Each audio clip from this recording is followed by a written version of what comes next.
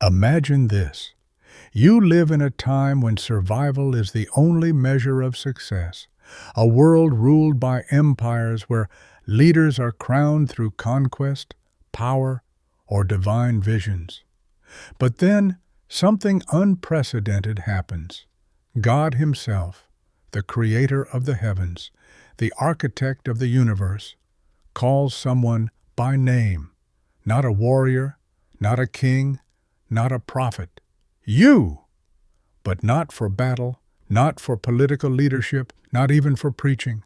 No, you are chosen for something unexpected, something revolutionary. Your hands will do what swords and crowns never could. Your creativity will be the vessel for the most sacred project in human history. Stop and think about that. Your name echoing across eternity, not because of your strength, but because of your skill. A skill so profound, so divinely inspired, that God entrusts you with the task of building His dwelling place on earth.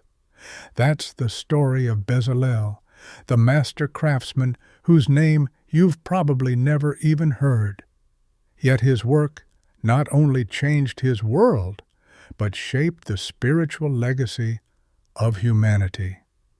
Today, we'll uncover the untold story of Bezalel, a story hidden in the pages of the Bible, a tale of divine creativity, supernatural wisdom, and artistic genius that defies everything you thought you knew about faith, talent, and purpose.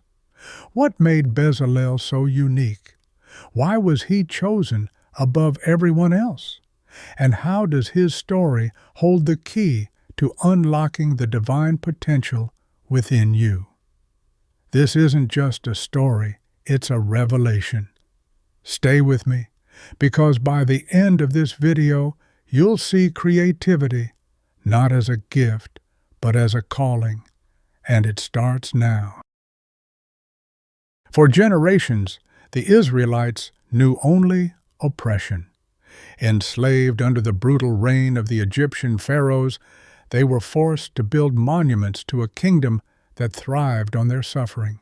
Each day, their hands molded bricks, their sweat soaked the sands, and their spirits grew heavier under the weight of unrelenting servitude. Creativity, identity, hope, these were luxuries stripped away long ago. But history shows us that darkness often precedes the most extraordinary light. And in the depths of this despair, something remarkable began to take shape. A plan so profound that it would redefine not only the destiny of a nation, but the spiritual landscape of humanity itself.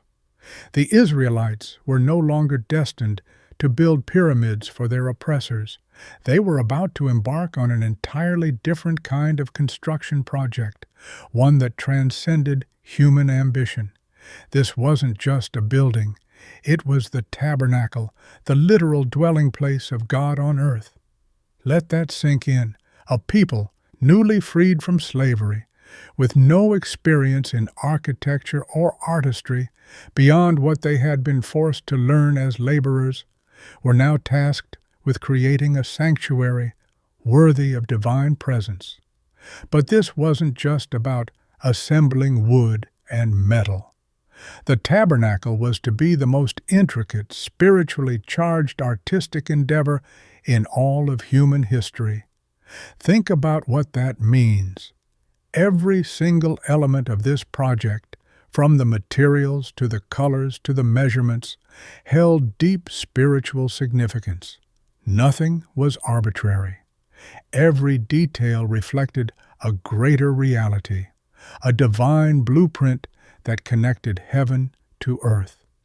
For most people, this might sound like an impossible task, and yet, in this pivotal moment, God didn't choose a king or a warrior to lead the way. He didn't even choose a prophet. Instead, He chose a craftsman, an artist, to take on the responsibility of manifesting His presence in physical form. This was more than construction. This was collaboration between the Creator of the universe and the hands of one man. What made this project so unique? What set it apart from every other structure ever built? To answer that, we need to dive deeper, not just into the tabernacle itself, but into the man who brought it to life. Because behind every masterpiece lies the mind of a master, and his name was Bezalel. Who was Bezalel? When most people think of biblical heroes, they picture warriors like Joshua, prophets like Moses, or kings like David, figures who wielded swords, performed miracles, or ruled nations. But Bezalel, he was none of these. Bezalel wasn't a warrior leading men into battle, nor was he a prophet speaking directly on behalf of God. Bezalel was an artist. In a culture where military strength and religious authority were celebrated as the highest forms of service, Bezalel's role was revolutionary. His calling didn't rely on force or political influence. It came from a deeply creative, spiritual core. Let's start with his lineage. Bezalel was from the tribe of Judah, a lineage associated with leadership, kingship, and authority. Judah was the tribe of future rulers, a line that would one day lead to King David and eventually to Jesus Christ. Yet here was Bezalel, a craftsman, not a king, a man whose tools were not weapons or scrolls but chisels, hammers, and brushes. His role as an artist within this noble lineage was both unexpected and profound. Now, here's where things become truly shocking. Bezalel was specifically named by God. In Exodus 31, God tells Moses, "See, I have called by name Bezalel, the son of Uri, the son of Hur, of the tribe of Judah." This is the first recorded instance in the Bible where God calls someone by name for a specific task. And not just any task, a divine artistic mission. Think about the weight of that moment.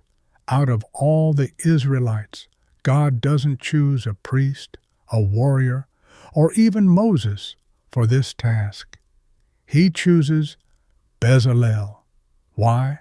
Because Bezalel's gift was artistry, and in this moment, artistry became a sacred calling. It gets deeper. Bezalel's name itself holds profound meaning, in the shadow of God. This wasn't a coincidence. His very identity was a reflection of his purpose. To live in God's shadow meant to work under His guidance, to create not from personal ambition, but as an extension of divine will. His name was a reminder that every brushstroke, every cut of the chisel, every intricate detail of his work was done in partnership with the Creator. But there's more. Bezalel wasn't just talented.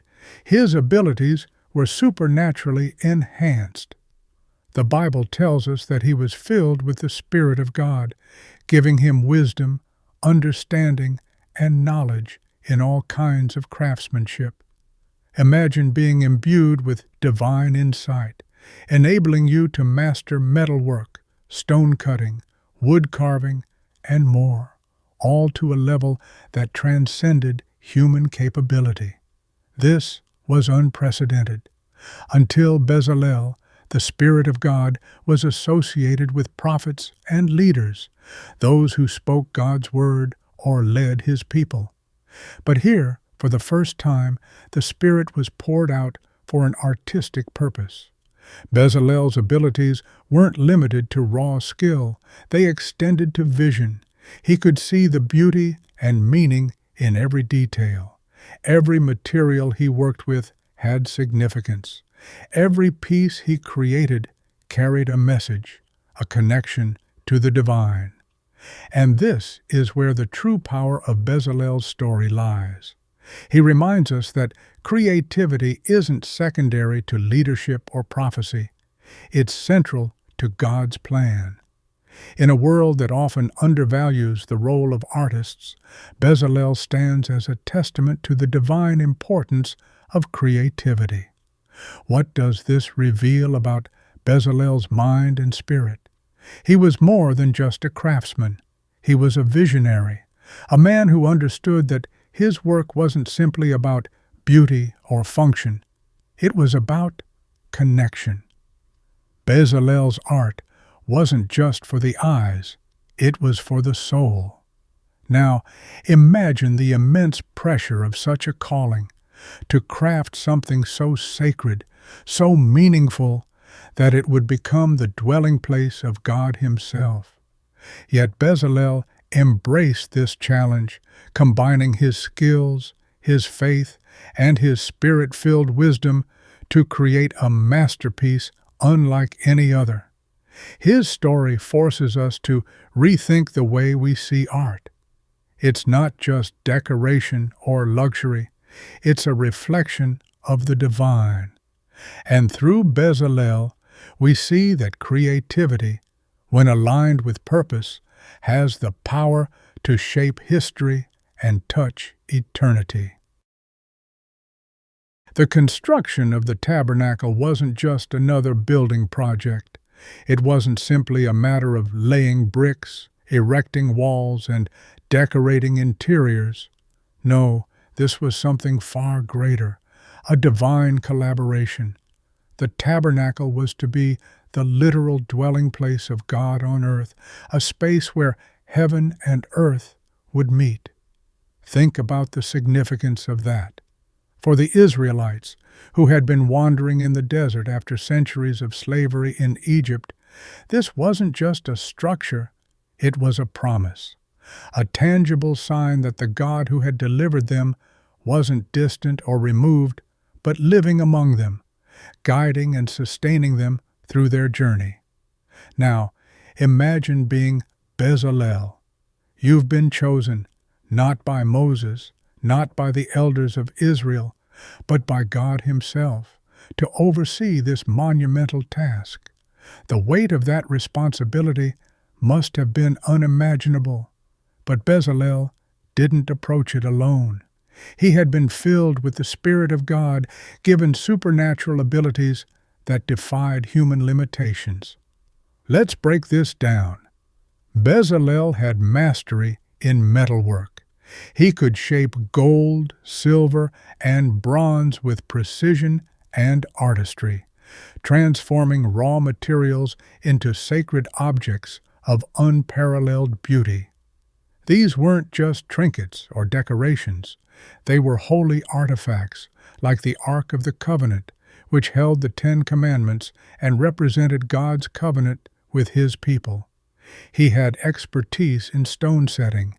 Imagine the intricacy of cutting and polishing precious stones, each one carefully chosen and set into the priestly garments. These stones weren't just ornamental. Each represented one of the 12 tribes of Israel, symbolizing their unity and collective relationship with God. He was gifted in wood carving, able to take the simplest of materials, acacia wood, and turn it into the structural backbone of the tabernacle. From the ark to the altar, every piece of woodwork carried profound spiritual meaning. But his abilities didn't stop there. Bezalel could design complex architectural structures, envisioning how each element would fit together to create not just a functional space, but a sacred environment. The tabernacle was a portable structure designed to be assembled and disassembled as the Israelites moved through the wilderness. Its design had to be both practical and deeply symbolic, a perfect balance of form and function.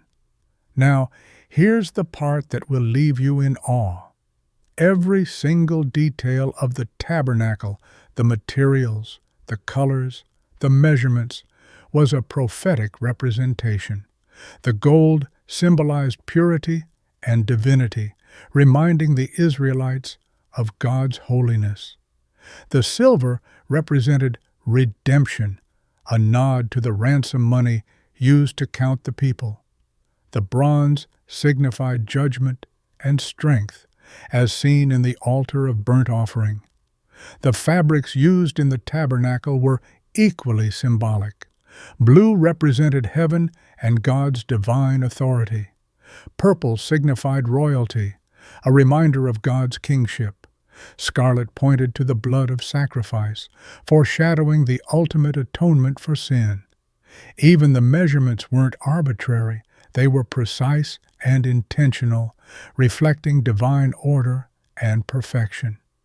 Every cubit, every dimension carried a deeper meaning, reminding the Israelites that God is a God of order, not chaos. Imagine Bezalel working on these details. Every tool in his hand, every stroke of his chisel, every knot he tied into fabric wasn't just physical labor. It was worship. He wasn't just building a structure, he was creating a space where God would dwell and his people would encounter him. This wasn't just about skill or talent. This was about alignment. Bezalel's creativity was perfectly aligned with God's vision, making him a vessel through which divine beauty flowed. And here's the most mind-blowing part. The tabernacle wasn't just for that time. Its design became a blueprint for spiritual connection for generations. It influenced the construction of the temple in Jerusalem and continues to inspire worship spaces to this day. Bezalel's work reminds us that creativity is more than just a human endeavor. When aligned with purpose, it becomes a partnership with the divine, a way to bring heaven to earth. Through Bezalel, we see that art isn't just about aesthetics. It's about meaning, connection, and transcendence. His story challenges us to see our own creativity as a divine gift, capable of impacting the world in ways we can't even begin to imagine. What does this mean for you? Think about your own life for a moment. That spark of creativity inside you, the one that draws you to paint, to write, to build, to design. It isn't a mistake. It's not something extra or less important compared to other talents. Your creativity is not just an outlet or a hobby. It is a calling.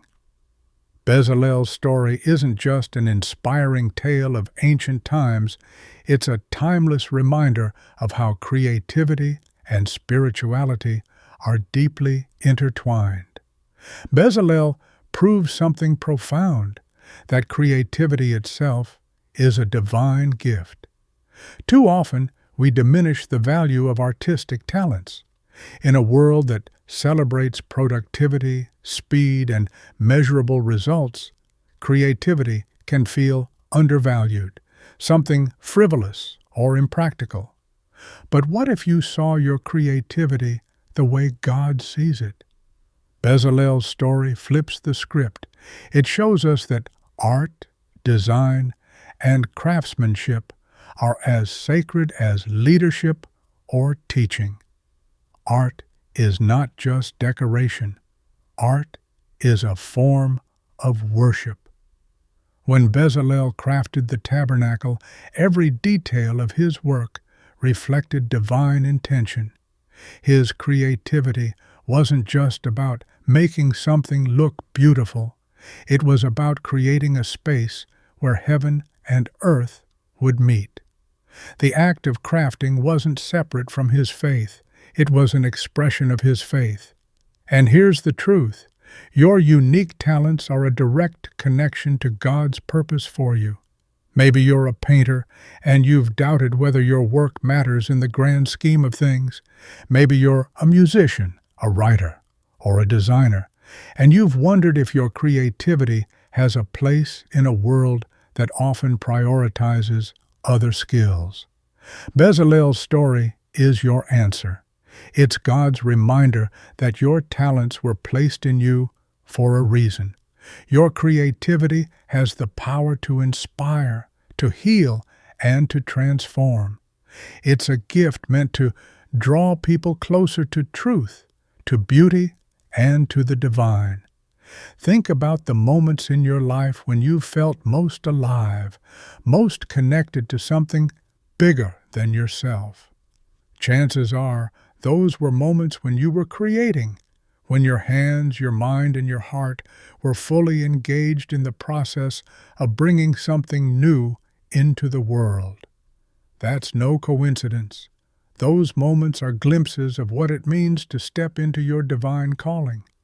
Bezalel reminds us that creativity isn't just about us.